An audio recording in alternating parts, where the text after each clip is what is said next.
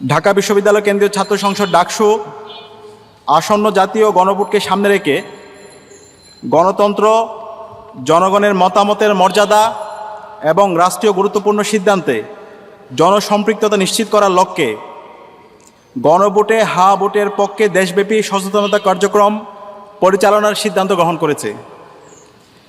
ডাকসু দৃঢ়ভাবে বিশ্বাস করে জুলাই বিপ্লবের মূল দাবি ছিল বিদ্যমান রাষ্ট্রীয় কাঠামোর সংস্কার। সেই সংস্কার বাস্তবায়নের ঐতিহাসিক পথ হিসাবেই এই গণভোট অনুষ্ঠিত হতে যাচ্ছে। অতএব এই গণভোটে অংশগ্রহণ ও হা ভোট প্রদান করা জুলাই শহীদদের রক্তের পবিত্র আমানত রক্ষার একটি ঐতিহাসিক দায়িত্ব।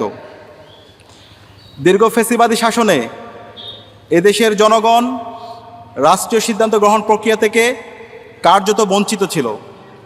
গণভোট সেই ফ্যাসিবাদী কাঠামো ভেঙে জনগণের ক্ষমতা জনগণের হাতেই ফিরে দেওয়ার এক গুরুত্বপূর্ণ পদক্ষেপ।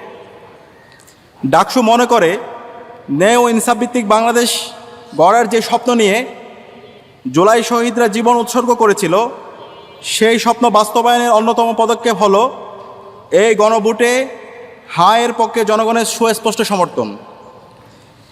এই গণভোটে হাতে গণরায় প্রদান করার মাধ্যমে চিরতরে ফ্যাসিবাদী কাঠামো বন্ধ করে দেওয়া হবে, যাতে আর কখনো পিলখানা, আল্লামা সাঈদীর রায়ের প্রতিবাদী বিক্ষোভে গণহত্যা, শাপলা কিংবা জুলাইয়ের মতো গণহত্যা সংগঠিত না হয়। শিক্ষাঙ্গনে শহীদ নোমানী, আবু বকর, বিশ্বজিৎ কিংবা আবরার ফাহাদকে যেন শহীদ হতে না হয়। শহীদ শরীফ উসমান হাদিসহ সকল নাগরিকরা যেন ন্যায় বিচার পান। গুম, খুন ও আয়নাগরের মতো মানবাধিকার লঙ্ঘনের অবসান ঘটে। এই গণভোটে হা বিজয় হওয়ার মাধ্যমে জুলাই সনদ কার্যকর হবে, রাষ্ট্র ক্ষমতায় ভারসাম্য প্রতিষ্ঠিত হবে। এক ব্যক্তি দুইবারের বেশি প্রধানমন্ত্রী হতে পারবে না। সাংবিধানিক প্রতিষ্ঠানসমূহ স্বাধীন ও শক্তিশালী হবে। চাকরিতে নিয়োগ স্বচ্ছতা নিশ্চিত হবে। সংবিধানের গুরুত্বপূর্ণ পরিবর্তনে জনগণের অংশগ্রহণ নিশ্চিত হবে। সমাজের সর্বস্তরের নারীদের প্রতিনিধিত্ব নিশ্চিত হবে। সকল ধর্ম, বর্ণ ও মতাদর্শের মানুষের ন্যায্য অধিকার সুরক্ষিত হবে।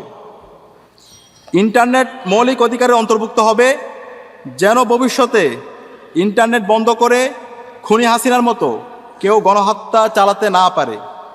অর্থাৎ ভবিষ্যৎ বাংলাদেশ কোন পথে পরিচালিত হবে তার খতিয়ান ও রূপরেখা নির্ধারিত হবে এই গণভোটের মাধ্যমে।